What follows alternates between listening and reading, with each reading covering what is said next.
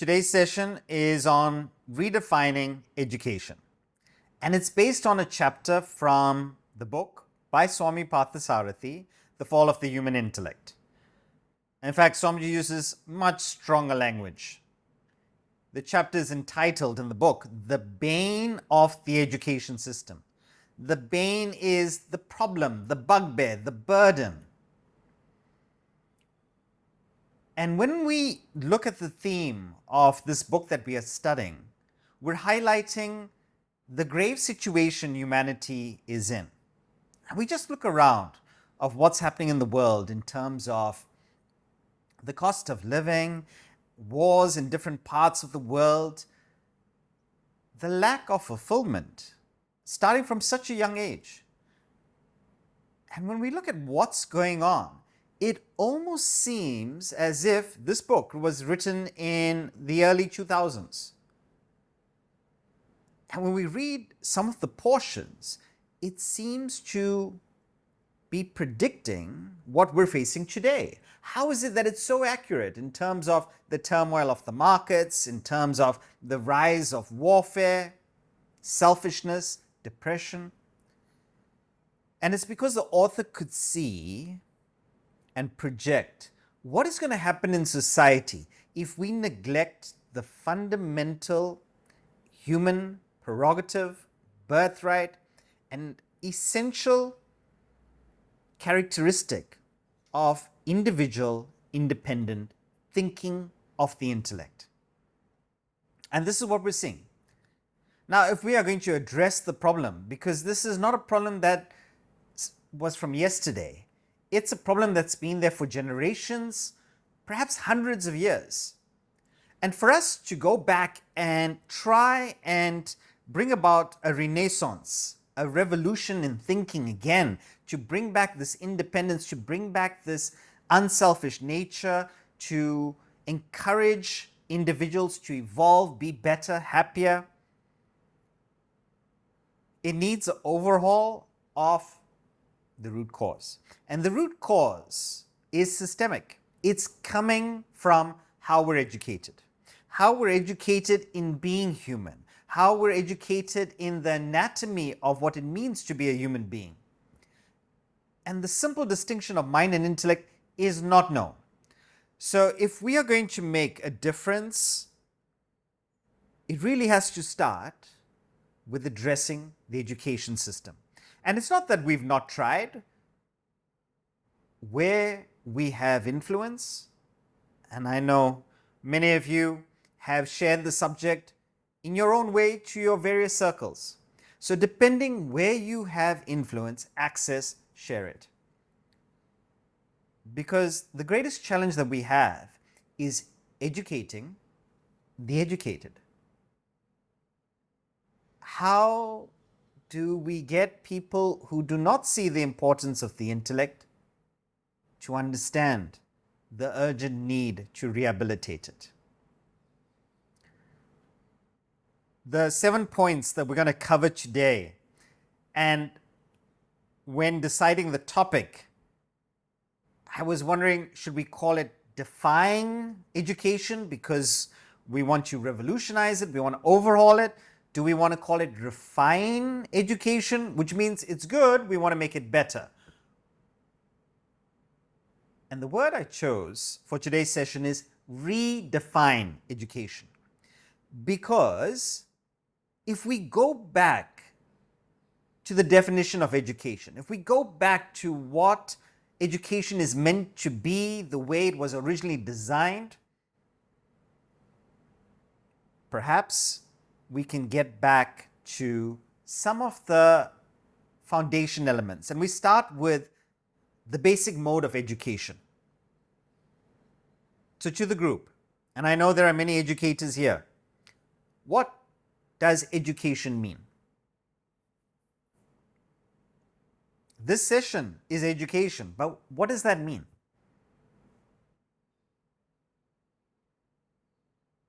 Imparting sound knowledge for reflection. Imparting knowledge for reflection. Okay. Absorbing new ideas and concepts. Absorbing new ideas and concepts, yes.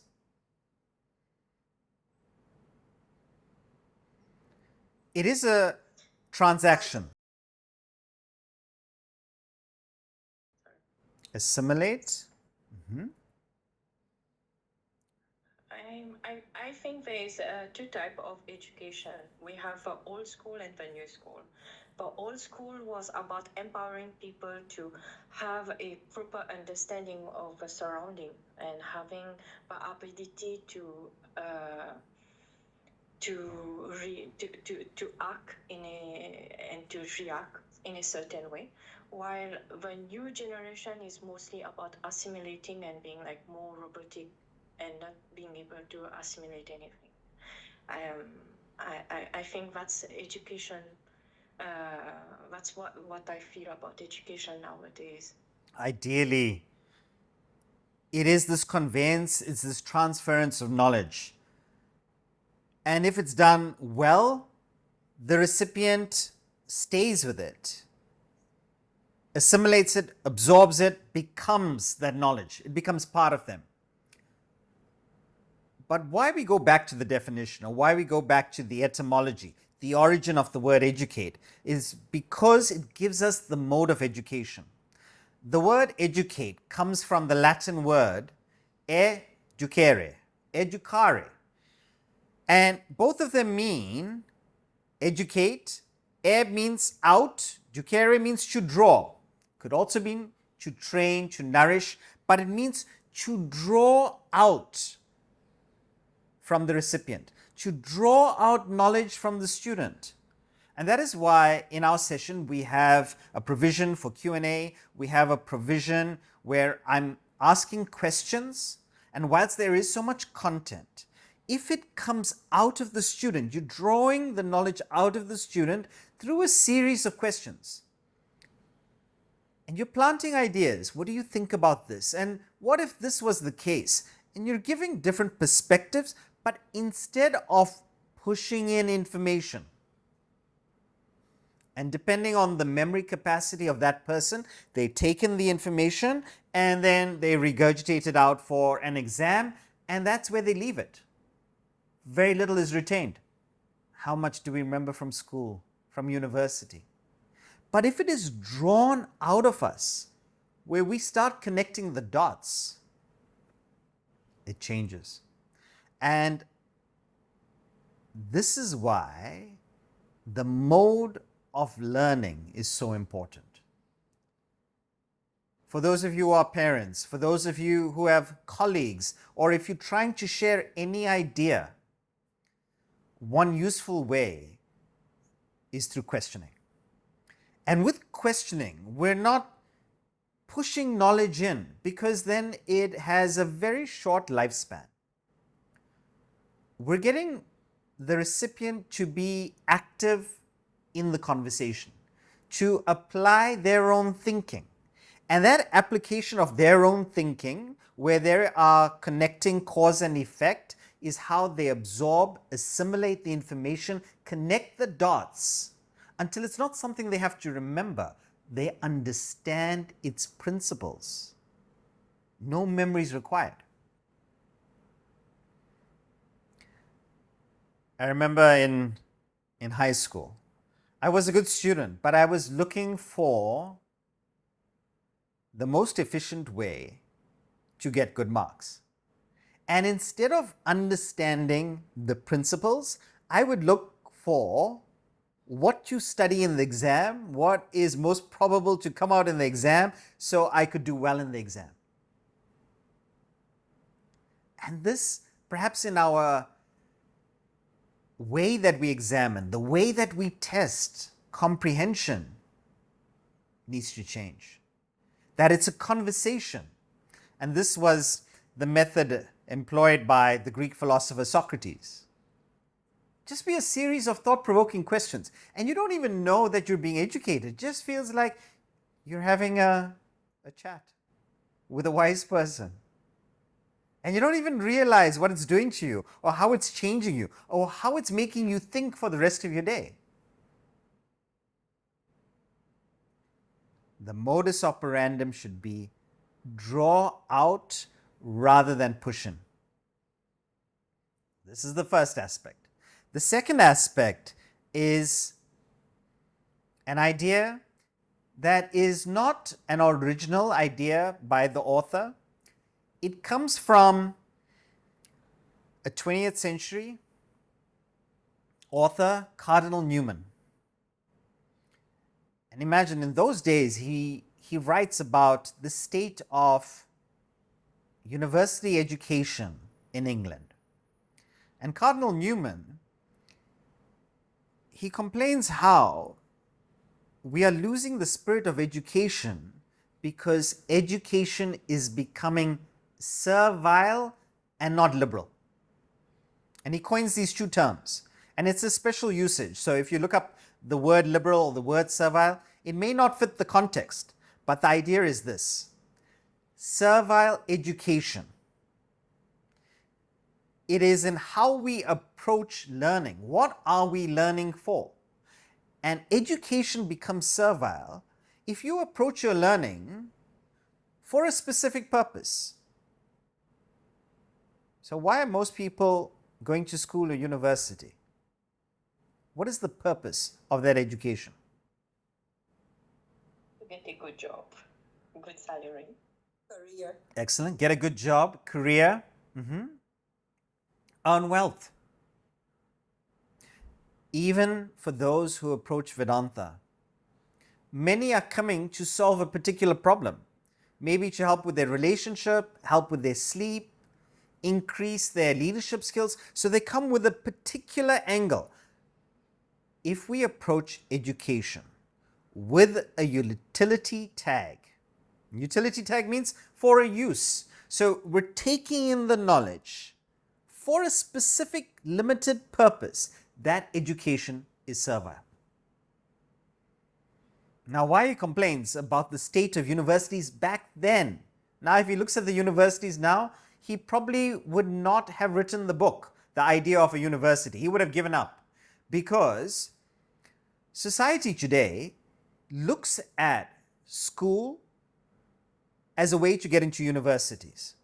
I see top schools in India and abroad, they advertise that if you come to this school, you will get placed in a great university. Great, also, they don't define. In an Ivy League university,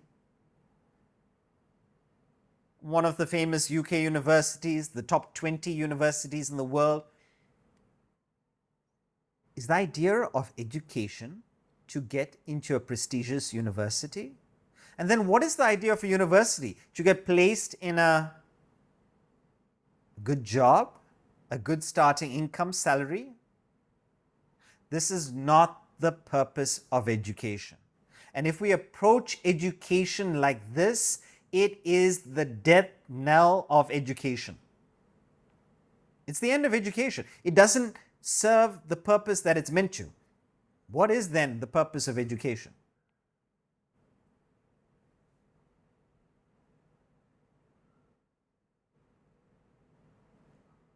Increased knowledge. Increased knowledge, okay. To learn how to think. To learn how to think. To develop the intellect, the ability to be independent, the ability to make decisions for ourselves.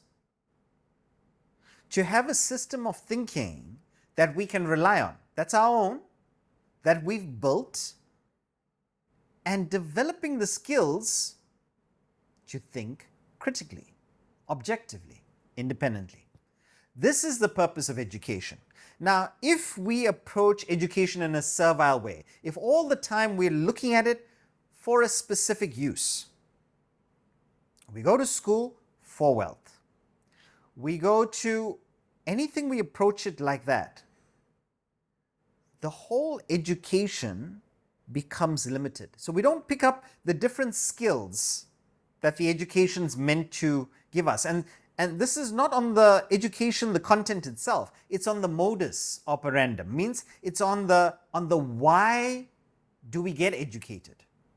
And if the why is limited, that's all we will receive. We will receive a limited version of the subject. Then what is liberal education? Liberal education is when we study, but we study for interest of the subject itself. We study the knowledge for knowledge's sake. Now, I'm not saying that we don't have a purpose in mind, that we don't want to get a job or get into a good university. That could be your ultimate purpose. But when we get into the learning, when we get into the understanding, if we have the thought, how can this education make me money? It corrupts the learning. We don't absorb the principles that are meant to be conveyed from that knowledge. But if we approach it to just understand,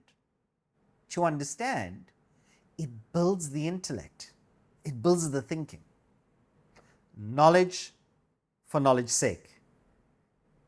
And Cardinal Newman describes it beautifully. He says, liberal education, viewed in itself, is simply the cultivation of the intellect as such. And its object is nothing more or less than intellectual excellence. This is what liberal education is about. And a person may not have a degree or doctorate in a subject. And I've seen this. I've seen electric engineers. They've gone through the best universities. But when it comes to the application, when it comes to problem solving, they don't have the skills. In one of the earlier classes, I spoke about one of the colleagues that did the course with me at the Vedanta Academy. No formal education in electrical engineering. Just picked it up by himself, by his own interest, would self-educate, self-read, take things apart, put things back, works on the principles, and was able to find solutions to fix different electrical gadgets, our large industrial oven that we have in our kitchen. He fixed it when the people from the company were not able to fix it.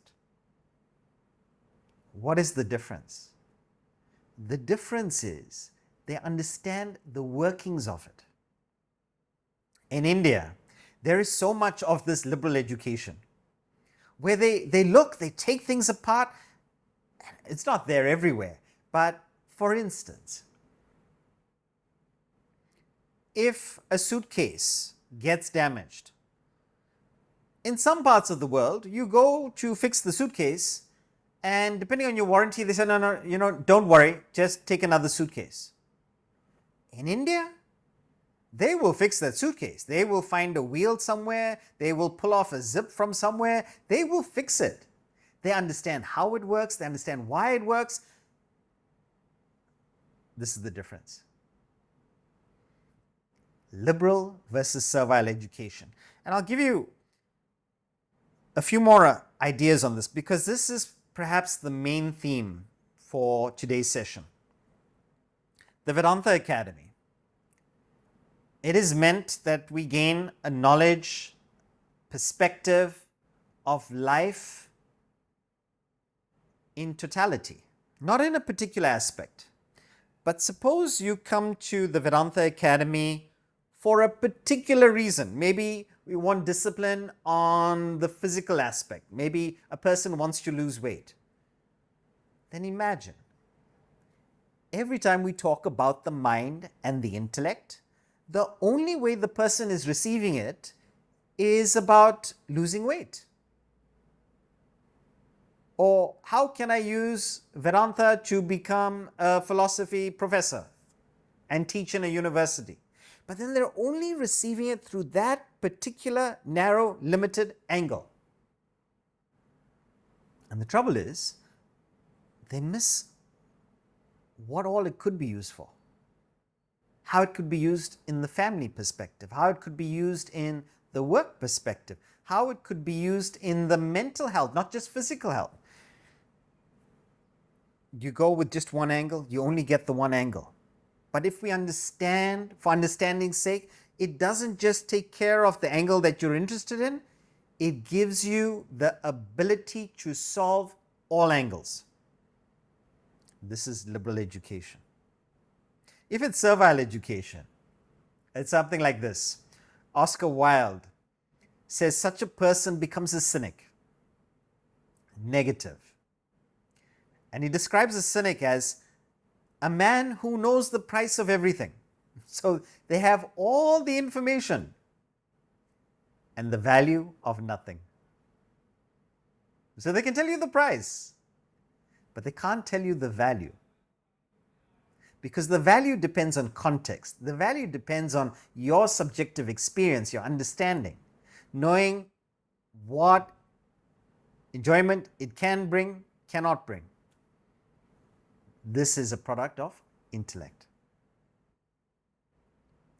Now, why it is the end to true education is because if we're approaching education to generate wealth, and that's what we're doing. And in the book, it talks about an article written in 2003, published in the Sunday Times at the time, where the education secretary, his name was Charles Rodway Clark, he says that funding is going to stop to universities. What is this teaching Shakespeare? What is the point of teaching Shakespeare?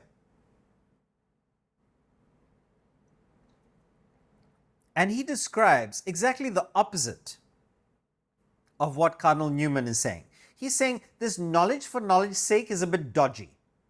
If it does not benefit or show a clear usefulness, if it's not business friendly, and you cannot prove that it is making people industry ready, we will cut the funding to your universities. Now hang on. Here we have a titan of a human being, a person of culture, of wisdom, Cardinal Newman. On one hand, he's saying the best way is the cultivation of intellect, of thinking. And on the other hand, it's saying, no, it is to put people into work, industry. Now we have to decide. And it makes us think about what is the purpose of education. And if we're looking at education simply to make a living, what kind of human being, what kind of citizen are we sending out into the world? Because that human being that approaches education in a servile way, where it's just about creating wealth, meeting bills, we are encouraging selfishness. We are encouraging generation after generation of selfish, self-absorbed human beings. And this is in the education system because it is engineered for not to be fulfilled, not to contribute as a citizen, not to evolve as a human being, but to pay your bills, make a living. These are the long-term effects of it. And society is seeing it, experiencing it. Liberal, not servile education. Is this clear, everybody? Liberal, not servile education. So even for our own learning, we may have come to Vedanta because a friend might have said that this could help with parenting. But when we approach these sessions, let's not only look at it from parenting. Let's verify, understand all the aspects. Does this make sense? What is the message that is meant to be conveyed in today's session? And when we do this, we are building our intellect because we're reflecting, we're activating our thinking, not just one angle. The next aspect is in the education system. Can we locate the child's or the individual's swadharma?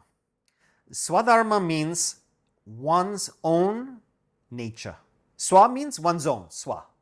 Dharma, these are two Sanskrit words. Dharma means nature. So what is your nature? What are you designed for? What are the seeds of your personality, your talent, your inclinations, your passions. So you may be good at something, that's one aspect, but you're also interested in the subject. It's what you gravitate towards. What book do you pick up in a library or in a bookshop?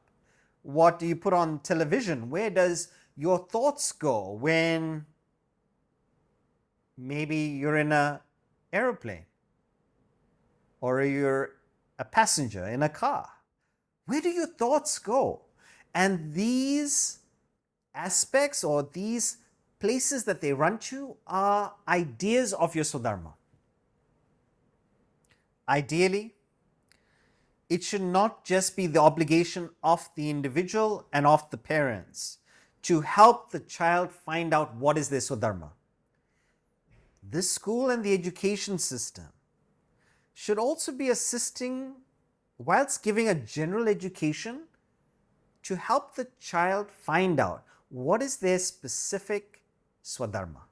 What is the area of activity they could take up later that might give them fulfillment, that they're designed for. Not the one where there is maximum employment, not the one that is earning the most at that particular time, where there's a shortage in the country, but what are you designed for? Now, the opposite of this is paradharma. Para means alien. Dharma means nature. So it means alien nature. It means taking up a nature that is not yours. And the effects of taking up paradharma, because unknowingly we might, as parents, or our parents might have done this to us, or we might be doing this to the next generation, is that irrespective of the interest or the talent, we're pushing them into what we know. And well-meaning, no doubt. We want them to be financially secure. We want them to be able to provide for themselves. But at what cost? Monotony? Boredom? Lack of fulfillment? Because paradharma, alien nature, is when you are being something that you're not. Every job that you do, it's like running into a headwind. There is friction, there is resistance. But if you do something that you love, something that you're interested in, the time flies, you don't feel it. You look forward to waking up in the morning. You think about it even when you're supposed to be relaxing. This is the difference between swadharma and paradharma. And one aspect that we could redefine or bring into the education system is how to help the child locate their swadharma. Steve Jobs, he says, work is going to be a large part of life. So let's think about it. Your work is going to fill a large part of your life, and the only way to be truly satisfied is to do what you believe is great work. And the only way to do great work is to love what you do. Here's the thing. He doesn't say you have to change the world. It doesn't say that you have to go and feed a village. It doesn't say that you have to lecture, travel, none of that. You do what you think is great work, but for it to be great work, it's got to be something that you love. This is the idea. And if we can introduce swadharma by exposing children to different activities. So there's music, and there's sport, and there's culture, and there is debating, there is language, and then seeing what the child gravitates to, what the child has a talent for, what the child enjoys, and encourage that. Swadharma versus paradharma. The next aspect in our 7 suggestions for the education system is one that we spent quite a bit of time last week, is that along with the parting of intelligence, knowledge, mathematics, concepts, ideas, physics, chemistry, the development of the intellect alongside it. In fact, we need the intellect even more so today than earlier. So no doubt there was intelligence earlier. I'm saying it is more important for us to get the balance right today than 20, 30 years ago. Why? Why do you think that's the case?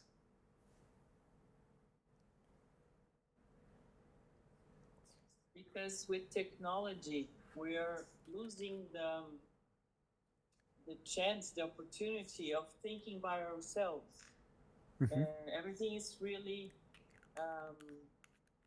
up there. I mean, it's easy to consume.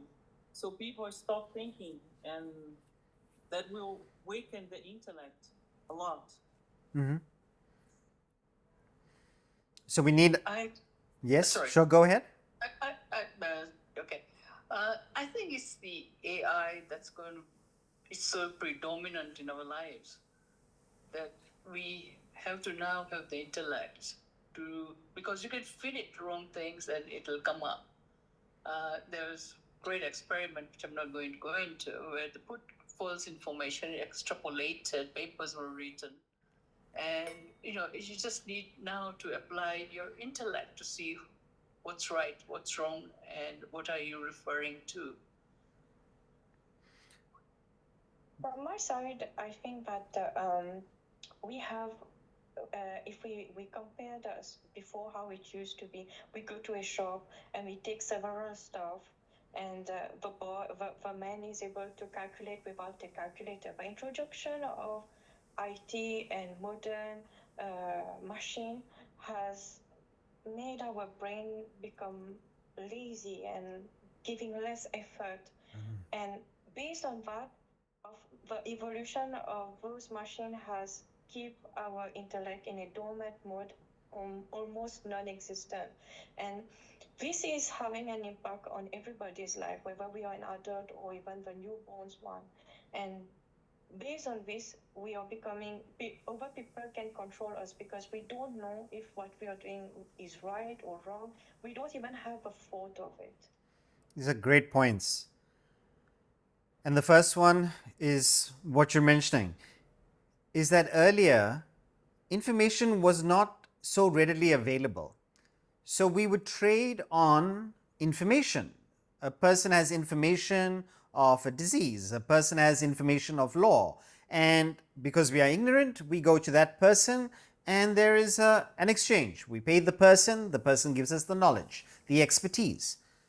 But now, in this era, we have no dearth, we have no shortage of information. It's at our fingertips. As we mentioned, Smitha mentioned AI. So we have all this information that's there, so it is not necessary anymore for a living. But what is necessary, what's become essential is, with all the information out there, the ability to analyze it, interpret it, find out what is useful, find out what is not useful. And very important is the part that was mentioned here, the ability to verify it. What is the verification process that we are using to vet the information and to find out if the information is in a world that is where knowledge is so easily available that there can be misinformation, there can even be disinformation. How do we ensure that it's accurate? How do we ensure that it applies to us? And this is where the ability to analyze the information is becoming more relevant today than it was earlier. In fact, something startling. AI does have its uses, but it cannot replace its intelligence. But we've got to keep the intellect going, even more so to know how to handle this volume of consumption. And if we don't have the ability to digest or analyze of what to take, what not to take, what to absorb, what not to absorb, we are in trouble. I'll give you an example. In Hamburg, our host was performing in a rendition of Messiah by Handel. It's a beautiful composition about the life of Jesus Christ, and it's sung.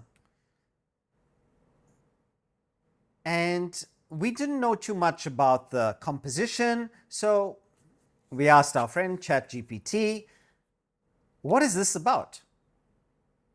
And it talks about, there are 53 parts, and this is different stages of the life of Jesus Christ, stage 1, stage 2, stage 3. This is how it's divided. And that's all we wanted. We just wanted an overview.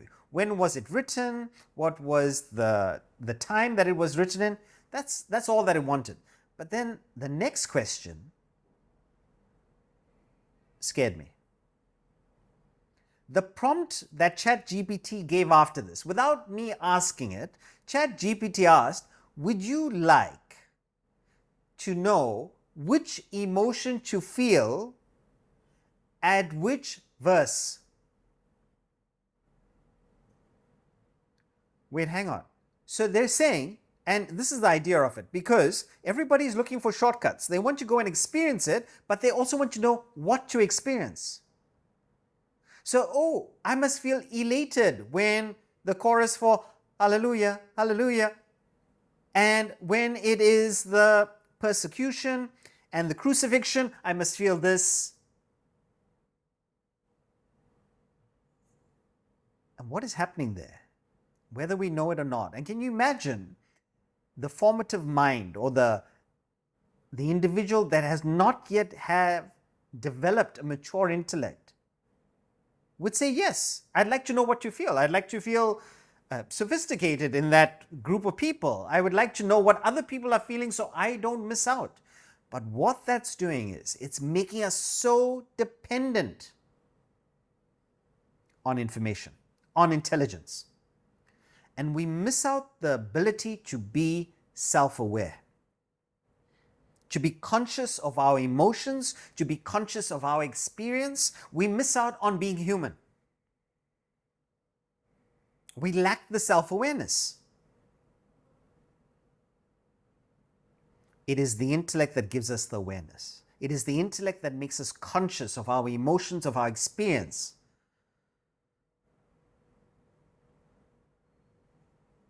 The second reason why the intellect is so necessary is that as we refine the different pleasures that the world has to offer, the different distractions for the mind, and no doubt this world, to keep economies going, has to feed this engine of consumption that we are in. So we've got to find attractive ways to get people to keep buying, keep them engaged. But if you've got such intelligence all being directed to hooking and getting the mind addicted to consume, what chance do we have? So if you think about 30, 40 years ago, there may not have been as many pleasures available. There may not have been as many chocolates available. Now you go into a shopping mall or a store and you look at just the row of chocolate on display in a mall. Look how it's increased. And therefore we need that much more character, that much more intellect to manage our mind from its distractions and desires. These are the two reasons. So in our suggestions to the education system, develop critical thinking, develop the intellect along with intelligence. Now, how do we do that? And that brings us to the next topic. And the next topic is, yes, knowledge, intelligence must be there. But the knowledge by itself is useless unless it's retained, absorbed. Just as food doesn't nourish you unless it's digested. So how do we digest knowledge that it becomes beneficial to the recipient? That it becomes lived and not just known. And that interim step that is missing in the education system is called reflection.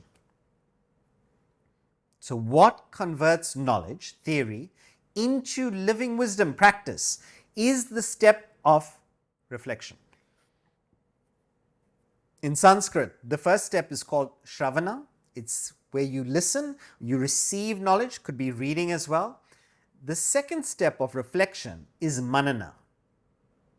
Easy way to remember it, it is like banana with your mind, M, where you going in curves and you are reflecting with your mind and you're curving the idea, you're turning it around, bouncing it up until, as the phrase goes, the penny drops. You got it, you get it, you've got the idea. But that means you've got to stay with it. Now, if we look at the school day, the university education, there is so much content there, but how much provision for reflection is given to absorb? What kind of exercises and materials are used to provoke the student not to regurgitate, but to reflect and absorb? In the academy, and the academy is designed on these principles. And that's the wonderful thing about the author, is that the author puts into practice these ideas. In the Vedanta Academy, we have a morning session where there is deep philosophical content, and again there's a lot of Q&A in that session as well. But the second academic session in the day is a group discussion. It's discussing the idea, it's digesting it, and that is the reflection. But not just that, the best hours of the day, the early morning and in the afternoon, it's an optional session, is given for reflection, because that is what makes the knowledge valuable, usable. But more importantly, in the digestion of the knowledge through reflection, the intellect gets stronger. The purpose of education is intellectual excellence. And if there is only consumption, knowledge, but no reflection, it could be the best of knowledge, it is not useful. How many books have we read that we don't take one idea and live in life? And it was an interesting read, it was a great read and wonderful concepts, doesn't benefit us because we did not spend time to reflect afterwards. Same thing could be for these sessions. Great content. What are we taking? Could be one idea, two ideas, but are we spending time in our week to reflect on the content? And that brings us to the next point, the study time. And the study time is based on the three types of thought. And we're going to go into this in detail. I'm thinking for the next session after the fall of the human intellect, the theme is going to be on these three thought textures. They are called sattva, rajas and tamas. So it's the A grade of thoughts of nature. There's the B grade is rajas and C grade is tamas. These are the three types of nature: sattva, rajas, tamas. I'll put it on the screen for you. And the idea of these three grades of nature is we're all a mixture of these three, A, B, and C. But a wonderful way of evaluating and seeing where we are is to find out what is our proportion, and what we'd like to do is reduce the tamas, the lowest grade, bring it up to rajas. And where we are in rajas, bring it up to sattva. This is the idea. Now sattva is when the thoughts are calm, composed, clear. Rajas, active but agitated, very disturbed. And tamas is sleep. No thought, no feeling, sleep, lazy. Now what we would like to do is move our personality all the way up to sattva. But just as the nature of the mind can be categorized in sattva, rajas, tamas, they also categorize the timings of the day. And the author makes a suggestion. Let's try and use the sattva time of the day for education. Because education is meant for thinking, education is meant for cultivation of intellectual excellence, so the best time would be sattva. The worst time would be late night, tamas. There's a catch though, and have a look at the timings and you'll see why. Sattva time is between 4 a.m. and 6 a.m. Now, are we going to have school start so early? On a practical point, it would be difficult. But the idea of using that early morning for study, for absorption of knowledge, it is the best time. And it goes with the texture of the day. And the more science is doing research, we realize how much is dependent on the sunrise, sunset. There is a natural rhythm for all beings with the sun. Only human beings think they are immune to this. But the more we research, the more we're finding digestion revolves around the sun. Our productivity revolves around the sun. The type of feelings, the type of hormones that are released are all around sunrise, sunset. Same thing with thinking. That time of the day, just before sunrise, you can see nature's in this tender, creative mood just before the sun comes out where it's activity. There's this period, just creation is happening. It's actually called in Sanskrit Brahma Muhurta, which means the period of Brahma, period of creativity, creation. Because the day is starting up. Everything's starting to bloom, to get ready. And then once the sun is up, then you're in action mode. And then once the sun is down, it's supposed to be wind down. Now, sattva is the early morning. Rajas is sunrise to sunset because that's when you're supposed to be active. And tamas is when you're not thinking, not feeling. So ideally, we'd like to bring education as early as possible. And if not start schools earlier, 5 a.m. would be tough, using 5 a.m. individually in homes. And for the teenagers that we address around the world, we tell them this tip. If you want to save retention study time, go to bed earlier. Instead of doing your study late night at midnight, 11 p.m., 1 a.m., go to bed earlier, wake up earlier. And that 1 hour that you do in the morning or the 2 hours that you do in the morning is 3 times more productive than late night, provided you've got enough sleep. And those who have taken it up, incredible results. And I'm not saying study philosophy. Ideally, yes, that's the next point. But even their material, same thing with us. If we want to strategize, come up with a business idea, use the best time for thinking. 4 a.m. might be a bit early. We wake up at 4 a.m., but we have an afternoon nap for about 45 minutes. And that's a restart. But if you don't have the ability to, or flexibility to have an afternoon nap, I'd say work for 5 a.m., 5:30 a.m., okay, 6 a.m., as early as possible. And whilst we may not be able to move schools to so early, I've seen homes, 3 kids, different ages. And the parents started this in London. Now you might say, okay, this might be okay in village life. I've been to villages where it's the norm. 5 a.m. in a village in Tamil Nadu. I was there. There is classical music being played. Kids are practicing their music. They're doing their homework. 5 a.m. in the morning. But what surprised me was in London. We were staying with a family. And in the morning, because of the parents waking up to do their Vedanta e-learning, the kids were waking up and doing their studies.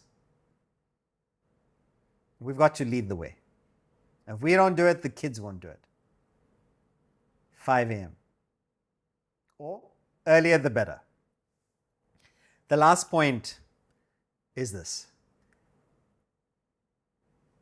Along with subjects that develop the intellect, for instance, mathematics, logical structured thinking, science, literature, classical literature, like Shakespeare. Shakespeare should not be removed because of the thoughts, the ideas that he brings up in terms of life, reputation, desire, ambition, jealousy, the themes that classical literature brings up. It's got themes about life, but why not directly the philosophy of life, Vedanta, in whatever way we can implement it? And the beauty of what the author has done with this book, The Fall of the Human Intellect, is that he's taken the huge volume of this philosophy and put it in a book that is friendly and can be introduced into a school straight away. Not religious, logical, structured. Just to understand, how do we think? How do we go about developing thinking? Vedanta philosophy. So if we have these few aspects introduced in the education system, who knows? We might be able to start producing a fulfilled group of people. Students who go out wanting to make a contribution to this world, to others, and perhaps we can make a difference to society. To redefine education, these are the 7 principles. The first, we should draw out, not push in. That is what educate means, to draw out. Educare. Second, liberal, not servile knowledge. Let us study any subject for knowledge's sake. It means to understand it per se, not for a particular utility tag. Swadharma, not paradharma. Encourage youngsters to find their swadharma, the thing that they love to do. Whilst no doubt keeping the general education going, they need the basics of life, but then specializing in their swadharma. Intellect along with intelligence, but getting the balance right, that whilst we give knowledge, there must be time for reflection as well. That will develop the intellect. Start the school day earlier, as close to 5 a.m. as possible, or at least put some self-study, some personal time at 5 a.m. And the last one was, along with subjects that directly develop the intellect, let's introduce a subject that deals with life, that deals with the mind and the intellect, Vedanta. Let's find a way to integrate this into the education system. So these are a few suggestions from The Fall of the Human Intellect. And now we take up your questions. The first question, being in academia, we want to impart liberal education, but what if the participants are interested in education, which is servile?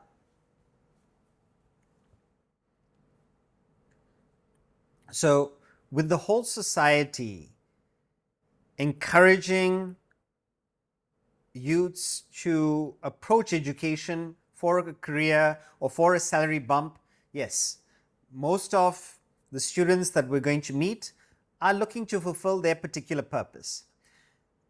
I would say maybe start the subject in this way. What you've come here for, that purpose will be fulfilled. But having come here to enjoy this class, to receive the most from this class, forget about it. Fall in love with the subject. Just understand the subject for the subject's sake. You will get what you want. You know, the same thing we discussed when we were talking about initiative and incentive in corporate, in companies. We're not removing the salary, right? So people can come for the salary, they can work for the bonus. But if they're going to enjoy the work, just as to enjoy the education, let them ask a question, how do I enjoy the work? How do I get interested in the work for itself? You're going to get the salary. So you reassure them about that. Salary guaranteed, you're going to get the purpose, servile education, that's there. But at least in the work, for you to enjoy it, for the work output to be better, let's look at how we can make the work exciting. Let's look at how we can make the subject something you want to study. So they have it at the back of the mind, the servile education, the utility tag, but we encourage them to approach it liberally. And that will make a difference to the learning experience and the retention and understanding of the subject. What are some of the ways to reflect individually on the matter one has studied? So some of the questions we can ask is, what is the author trying to say? And to construct that thought flow, just as you would do in mathematics, you would go line by line. You don't skip a line. So you say, okay, so the person mentioned this in paragraph 1, and how does paragraph 1 lead into paragraph 2? So you're connecting the lines. So when we start putting the pieces together of the content, it becomes obvious. So often people ask, how is it, Sudhakar, when you speak or when you have these lectures, there are no notes in front of you, and sometimes you're walking on the stage for an hour and a half, there's no content. I mean, there's no notes there in front of me. And it's because of the preparation. And the preparation is similar to the reflection process. It is understanding the thought flow. What do you want to convey? So for the student is, what is the person trying to convey? And if you can construct the thought flow and see what the person is trying to get at and go line by line, connect the dots, you get the message. And a good way for getting that reflection going is question each line. Make sure you can go step by step. And when the questioning happens and you get stuck, you work on it, and you may not get the answer straight away, but that's part of the process. Struggle with it. Don't go straight to ChatGPT. Don't go straight and call the teacher up. Struggle with it, because when you unravel it, it will stay with you. Otherwise, it stays in the book, in the notes.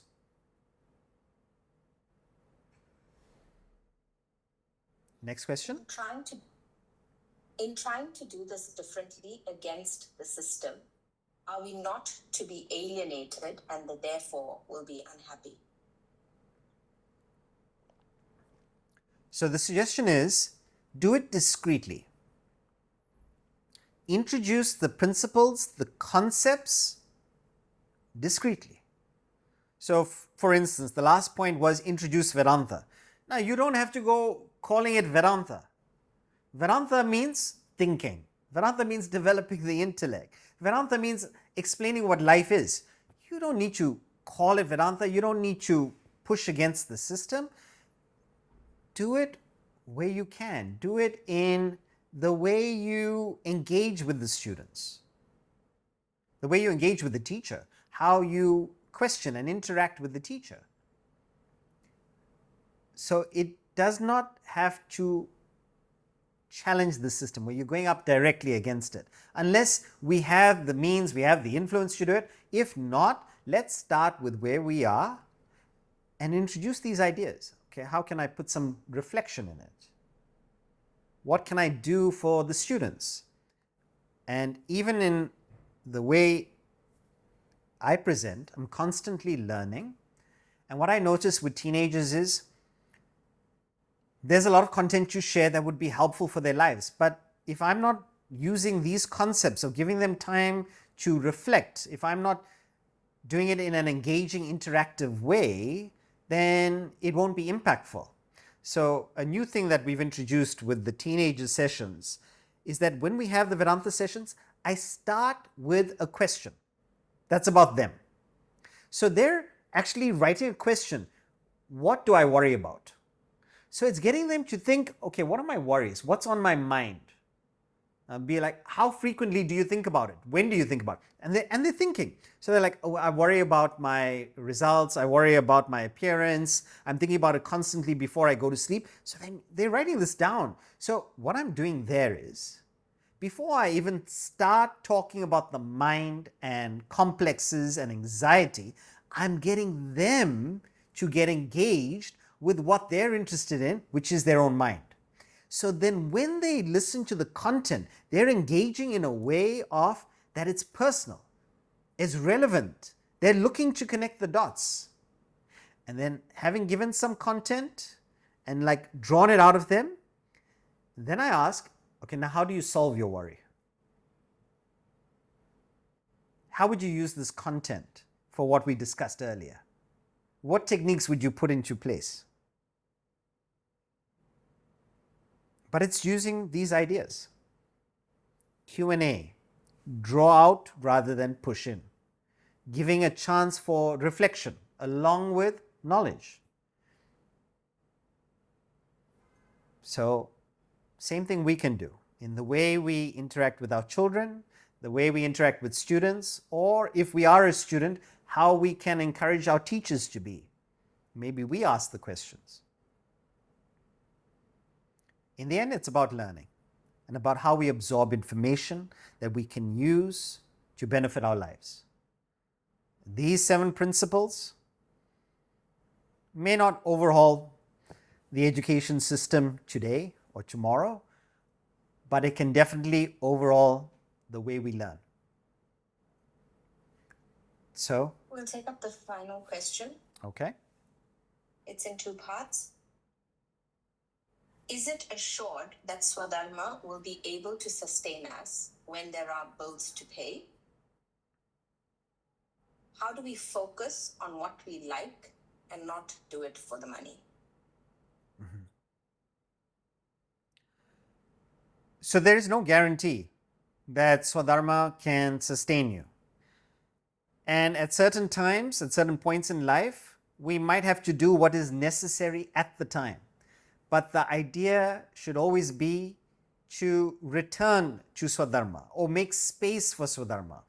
And for people who are in Paradharma or don't have the ability or don't have the option for pursuing their Swadharma at the time, go into something that you deem is Paradharma but can pay the bills with the idea of saving and being ready to get to a point where you can follow your Swadharma.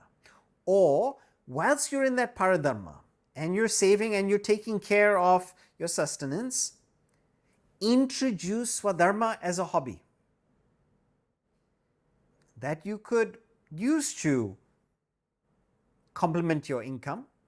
And then slowly as that grows, as it will, because your mind is there, but you have the stability of that Paradharma at the moment, as it grows, then you can reduce the one that is only there for making a living and give more time to the Swadharma.